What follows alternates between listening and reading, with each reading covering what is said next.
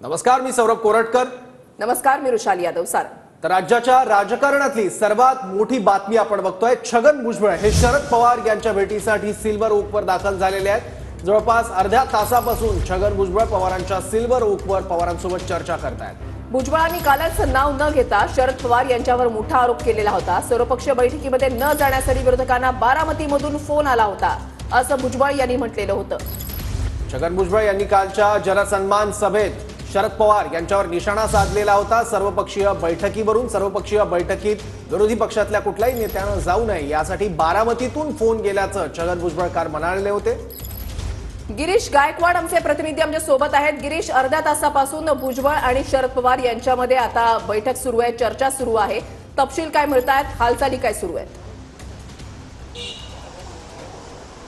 नक्कीच पडद्यामागे बऱ्याच मोठ्या हालचाली सुरू असल्याचं बोललं जात आहे. वृषाली, सौरव, आपण पाहतो या ठिकाणी राष्ट्रवादी काँग्रेस अजितदादा पवार गटाचे कॅबिनेट मंत्री छगन भुजबळ आज सकाळीच या ठिकाणी पोहोचलेले आहेत. शरद पवार यांच्या भेटीसाठी सिल्वर ओक निवासस्थानी दाखल झाले. जवळपास अर्धा तास झालेला आहे. छगन भुजबळ अजूनही सिल्वर ओक या निवासस्थानी आहेत. बैठक सुरू असल्याची माहिती मिळते, पण शरद पवार यांनी अजूनही अधिकृत याबद्दल दुजोरा दिला नाही की छगन भुजबळ यांच्याबाबत ते नेमकी कोणती भूमिका घेणार आहे. जी माहिती सूत्रांकडून मिळते त्यानुसार काल छगन भुजबळ यांनी बारामतीच्या सभेमध्ये जे विधान केलं होतं की सह्याद्री अतिथीगृह या ठिकाणी सर्वपक्षीय बैठक आरक्षणासंदर्भात ठेवण्यात आली होती, ज्यात मराठा आणि ओबीसी बांधव पोहोचले होते, त्यासोबतच नेते पोहोचले होते. आणि त्यानंतर बरीचशी टीका सरकारवर सुद्धा झाली. बरीचशी टीका ही विरोधकांवर पण झाली की त्यांनी बहिष्कार टाकला. विरोधकांनी सरकारवर टीका टिप्पणी केली होती की आम्हाला विश्वासात घेतलं नाही. आणि या अनुषंगाने आज छगन भुजबळ हे आपली बाजू मांडण्यासाठी सिल्वर ओक या ठिकाणी पोहोचले असल्याची माहिती मिळते. हालचाली वाढलेल्या आहेत. ही दृश्य आपण या ठिकाणी पाहतोय.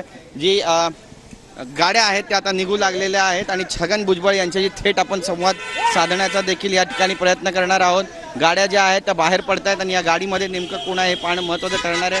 पण जर छगन भुजबळ, मिलिंद नार्वेकर या ठिकाणी आपल्याला दिसत आहेत. मिलिंद नार्वेकर सुद्धा या ठिकाणी पोहोचले असल्याची ही सगळी दृश्य आपण या ठिकाणी पाहतोय. मिलिंद नार्वेकर या ठिकाणी दाखल झालेले आहेत आणि ही सगळी दृश्य नार्वेकरांची जी गाडी आहे ती आता या ठिकाणाहून बाहेर पडते सिल्वर ओक मधून. ते सुद्धा भेटीसाठी पोहोचले होते आणि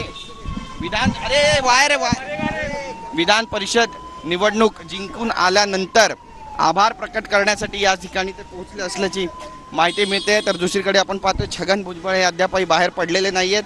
काही वेळात ते बाहेर पडतील अशी माहिती आहे आणि त्यानंतरच चित्र नेमकं काय आहे ते स्पष्ट होणार आहे. पण जी माहिती सौरव आणि वृषाली सूत्रांकडून मिळते ती म्हणजे परत एकदा स्वगृही परतण्याची जी तयारी आहे ती राष्ट्रवादी काँग्रेस अजितदादा गटातील काही नेत्यांची आहे आणि त्यासाठी पुढाकार जो आहे तो छगन भुजबळ हे स्वतःच घेणार आहे. त्यामुळे या सगळ्यांवरती अधिकृत दुजोरा ते कधी देणार आहे हे पाहणं सुद्धा तितकंच महत्त्वाचं ठरणार आहे. शरद पवार यांच्या भूमिकेकडे सुद्धा लक्ष लागून असणार आहे, कारण त्यांनी यापूर्वीच सांगितलेलं आहे की विचार विमर्श करू आणि कोणत्या नेत्यांना घ्यायचं ते ठरवू, असं त्यांनी स्पष्टपणे एका पत्रकार परिषदेत सांगितलेलं. त्यामुळे त्यांची भूमिका नेमकी काय हे पाहणं महत्त्वाचं जरी असलं तरी देखील अजितदादा हे पुन्हा स्वगृही परतण्याच्या तयारीत आहेत का, असा प्रश्न सुद्धा या भेटीनिमित्त उपस्थित होतोय. वृषाली, गिरीश, आणखी